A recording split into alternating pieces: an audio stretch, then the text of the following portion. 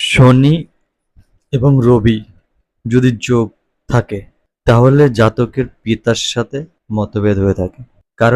কারণ আমরা সবাই জানি যে শনি পুত্র আর রবি তার পিতা এবং তাদের মধ্যে সংঘাত রয়েছে। তো সেই জন্য পিতা পুত্রের মধ্যে বিবাদ সৃষ্টি হয়, জীবনে বাধা দেয়। সেটার কারণ কি? সেটার কারণ হচ্ছে শনি কর্ম করতে পছন্দ করে, তার উচ্চ আসনের উচ্চ স্ট্যাটাসের কোনো ইচ্ছা থাকে না, শুধু কর্মে তার ইচ্ছা। অন্যদিকে রবি হচ্ছে স্ট্যাটাস, হাই স্ট্যাটাস, রাজা। রাজা কর্ম করার জন্য রাজার কাছে অনেক লোক থাকে।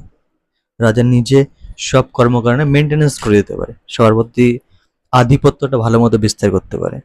ফলে এই দুটো অপোজিট পুরো নেচারের গ্রহ যখন একসাথে যুক্ত থাকে তখন কর্মক্ষেত্রে প্রচুর প্রবলেম সৃষ্টি করে। শনি চন্দ্র হচ্ছে মানসিক চাপের সৃষ্টি করে। শনি হচ্ছে সবসময় চাপ, অবসাদ, আর চন্দ্র হচ্ছে আমাদের মন, সেখানে মানসিক চাপ সৃষ্টি হয়। শনি একা থাকতে পছন্দ করে, একাই সবকিছু করে ফেলবে। আর চন্দ্র যখন শনির সাথে যুক্ত হয় আমাদের মন একা হয়ে পড়ে, ফলে একাকিত্ব দেখা দেয়, সংঘর্ষজনিত মনোভাব, তো মিলেমিশে আরো বেশি সংঘাত, অ্যাগ্রেসিভনেসের সৃষ্টি করে। কাজে বাধা আসে কারণ শনিও মন্দবুদ্ধি, মঙ্গলও মন্দবুদ্ধি। তো কি হয়? কিন্তু দুজনাই হচ্ছে রাগী গ্রহ, দুজনের মধ্যে একটা অবসাদ রয়েছে, দুজনের একটা সংঘর্ষজনিত মনোভাব, তো মিলেমিশে আরো বেশি সংঘাত, অ্যাগ্রেসিভনেসের সৃষ্টি করে। কাজে বাধা আসে কারণ শনিও মন্দবুদ্ধি, মঙ্গলও মন্দবুদ্ধি। তো কি হয়? দুজনের মধ্যে কাজ তো করে ঠিকই, কিন্তু কাজে উপযুক্ত বুদ্ধি প্রয়োগটা করতে পারে না।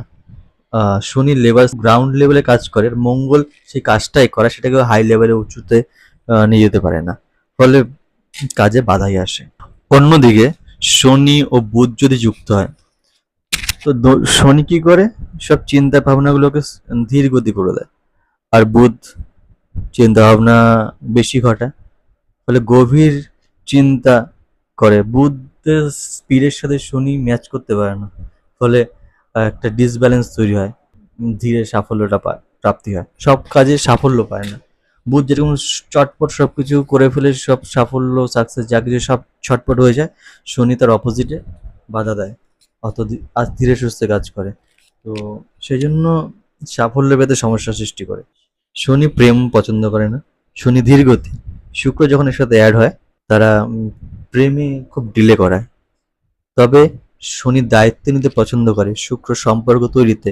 তো যে সম্পর্কটা তৈরি হয় সেটা খুব দায়িত্বপূর্ণ সম্পর্ক হয়, সেই সম্পর্কে স্থিরতা থাকে অনেক বেশি। শনি আর শুক্রের যোগ কিন্তু কর্মক্ষেত্রে খুব ভালো দেয়। শনি কর্মকারে, শুক্র সাফল্য দেয়, বা দুজনেই মিত্র গ্রহ, তো সেক্ষেত্রে বাস্তবিক জীবনে খুব সাফল্য দিতে পারে। শনি বৃহস্পতির যোগ যখন হয় জ্ঞান প্রাপ্তি ঘটে, কিন্তু শনি বৃহস্পতির জ্ঞান শনির ঠিক পছন্দ হয় না। শনি পুরোপুরি বাস্তববাদী, সে কর্ম করে, কর্মের দ্বারাই যেসব ফল প্রাপ্তি তার উপর প্রচন্ড বিশ্বাস করে, এর উপর কম বিশ্বাস করে। আর বৃহস্পতি তিনি জ্ঞান, পরম জ্ঞানী, তিনি ভাগ্য, আধ্যাত্মিকতা এবং ঐশ্বরিকতা এইসবের উপর প্রকৃত বিশ্বাসী। তো সেক্ষেত্রে শনি আর বৃহস্পতির মধ্যে একটা জ্ঞান এবং বাস্তবতা দিলেও একটা ক্লেশ থাকে। আর বৃহস্পতি নিজেও একটু ধীরে চলে, ধীরে উন্নতি ঘটায়, শনি তার সেটাকে আরো বাড়িয়ে দেয়। শনি রাহু যুক্ত হলে কিন্তু আরেকটা বড় প্রবলেম দেখায়, সেটা হচ্ছে শনি খুব ধীর গতিতে চলে, তো কাজকর্ম তিনি করে ধীর গতিতে, আর রাহু হচ্ছে ছটপট, এদিক ওদিক যখন যেটা ভাবনা চিন্তা আসে সেটাই করে। শনি হচ্ছে কর্মের উপর বিশ্বাসী, রাহু ভাবনা চিন্তার উপর। তো কর্ম আর ভাবনা চিন্তার মধ্যে একটা ম্যাচ ঘটে না, ফলে অনেক সমস্যা সৃষ্টি হয়। অকারণে ভয় বেশি, টেনশন, উচ্চাকাঙ্ক্ষা হচ্ছে শনি কাজকর্ম করে এবং হচ্ছে উচ্চ একটা আকাঙ্ক্ষা থাকে, কিন্তু রাহু সেটা প্রবলেম সৃষ্টি করে। কারণ কি? কারণ রাহু শনিকে নিয়ে যে একটা অবাস্তব জগতে, যেখানে শুধু স্বপ্নই বেশি কার্যকারী হয়, ফলে ম্যাচ করে না। শনি নিজেই একটু বিচ্ছিন্নবাদী, একাকিত্ব সৃষ্টি করে, নিরাশাবাদী। সঙ্গে কেতু যখন যুক্ত হয়, কেতু আধ্যাত্মিকতার দেবতা গ্রহ, তো মিলে এক আলাদা লেভেলের একটা আধ্যাত্মিকতা সৃষ্টি করে, আলাদা লেভেলের একটা বিচ্ছিন্নতা সৃষ্টি হয়। ফলে সেসব দেখা যায়, সেসব মানুষ পুরো সমাজ থেকে, বন্ধুবর্গ, যে কোনো জিনিসে মনে করতে তো বেশি বড় সৈন্য, একবার সবকিছু ছেড়ে ছুড়ে সন্ন্যাসী পর্যন্ত হয়ে যায়।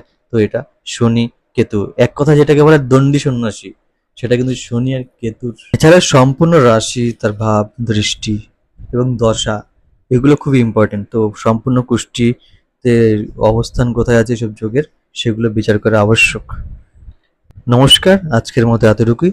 যদি ভিডিওটা ভালো লেগে থাকে তাহলে অবশ্যই লাইক, কমেন্ট এবং শেয়ার করে দেবেন। নমস্কার।